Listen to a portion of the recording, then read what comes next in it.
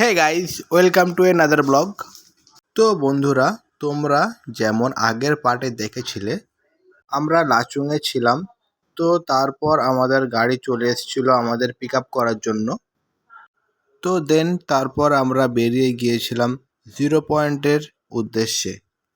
तो चलिए शुरू करते हैं। আমরা তো খুবই এক্সাইটেড ছিলাম 0 পয়েন্ট ও ইয়াংথাং ভ্যালি যাওয়ার জন্য। তো ইয়াংথাং ভ্যালি হচ্ছে একটি স্পট ছিল যেটা আমাদের 0 পয়েন্টে যাওয়ার পথে পড়বে। তো সেটা শুনেছিলাম নাকি ওখানে খুবই সুন্দর সুন্দর ফুল ফোটে। ঠিক আছে, তো চলো দেখা যাক কেমন সুন্দর সুন্দর ফুল ফোটে। যদি আমাদের ভাগ্যে থাকে দেখা যাবে, কারণ কি বলছিল আমাদের ড্রাইভারদা যে সবসময় নাকি ওই ফুলগুলো ফোটে না, স্পেশাল কোনো একটা অকেশান থাকে, কোনো একটা পার্টিকুলার মাস থাকে, সেই মাসেতেই নাকি ফোটে। চলো দেখা যাক। তো তারপর আমার বন্ধুরা বলছিল খুবই খিদে পাচ্ছে, কারণ আমরা হোটেল থেকে তাড়াতাড়ি চেক আউট করে নিয়ে বেরিয়ে চলে এসেছিলাম। আর সামনে কোনো একটা দোকানে ব্রেকফাস্ট করার জন্য, কারণ আমরা একটুও খিদে চেপে রাখতে পারছিলাম না। কারণ কি আমাদের এখানে প্রচণ্ড খিদে লাগছিল, পাহাড়ি এলাকা সেই জন্য হতে পারে। তো আমরা সেই জন্য এই সামনে এখানে দাঁড়িয়ে গেলাম।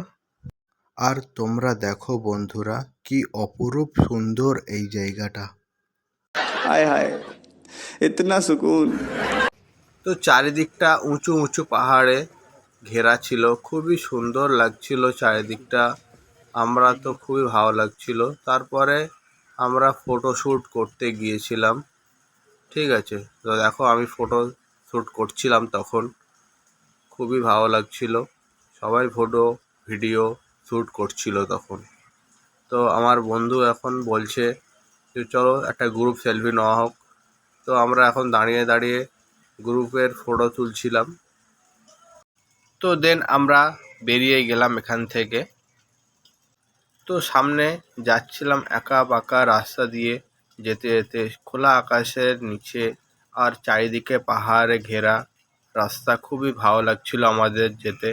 তো অ্যাট লাস্ট আমরা পৌঁছে গেলাম ইয়াংথাং ভ্যালি। বাট আনফর্চুনেটলি আমাদের ভাগ্যটা এতই খারাপ ছিল যে সেই সময় ফুলগুলো ফোটেনি আর আমাদের দেখাও হলো না। তো আমাদের খুবই খারাপ লাগছিল তখন, যে আমাদের দেখার শখটা ছিল সেটা আর পূরণ হলো না। তো সেই জন্য আমরা চারিদিকটা এখানে ঘুরে দেখছিলাম। মোটামুটি ভালো জায়গাটা খুবই, কিন্তু ওটা দেখা হলো না, এটাই আফসোস। তো আমরা তারপর 0 পয়েন্টে যাওয়ার জন্য বেরিয়ে গিয়েছিলাম। তো দেখতে পাচ্ছ সামনে পাহাড়টা এতই অপূর্ব সুন্দর লাগছে যে ধারণার বাইরে।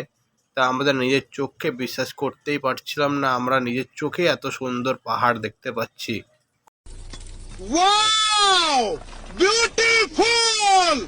এত সুন্দর পাহাড়, আমাদের তো খুবই ভালো লাগছিল।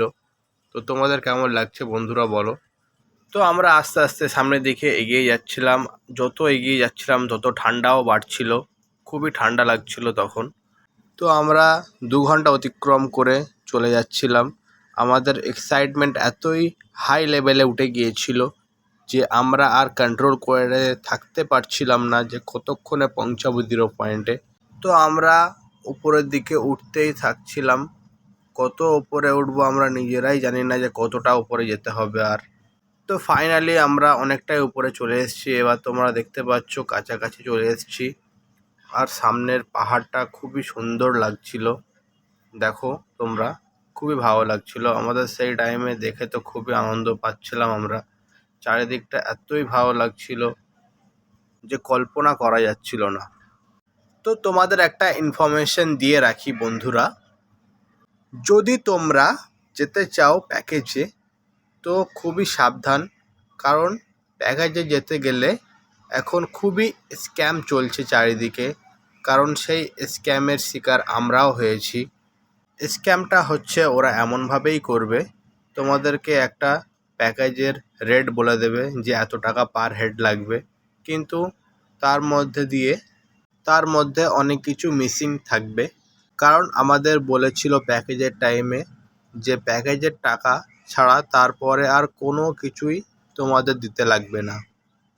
কিন্তু তারপর যখন আমরা গ্যাংটকে পৌঁছাই, ওখান থেকে সাইট সিনের জন্য আমাদের 0 পয়েন্টের এক্সট্রা চার্জ করেছিল।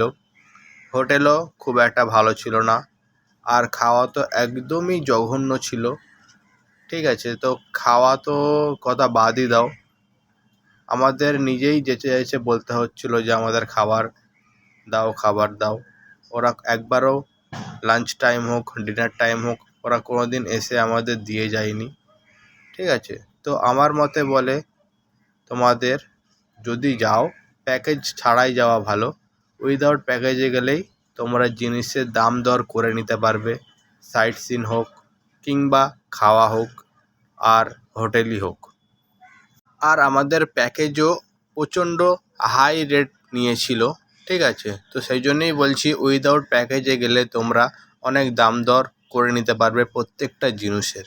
ঠিক আছে, তো দেন চলো এবারে আমরা কাছাকাছি এসে গেছি 0 পয়েন্টের।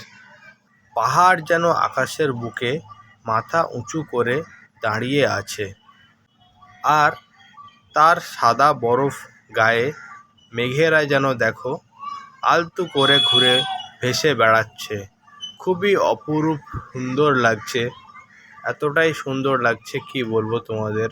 তোমাদের নিশ্চয়ই আসা একবার দরকার আছে। এখানে আসলে তোমরা ভাববে যে কোথায় চলে এসেছি। আমার তো মনে হয় কাশ্মীরের থেকে গ্যাংটক এই জায়গাগুলো আরও সুন্দর। তো দেখা হচ্ছে বন্ধুরা নেক্সট পার্টেতে। সবাই ভালো থেকো।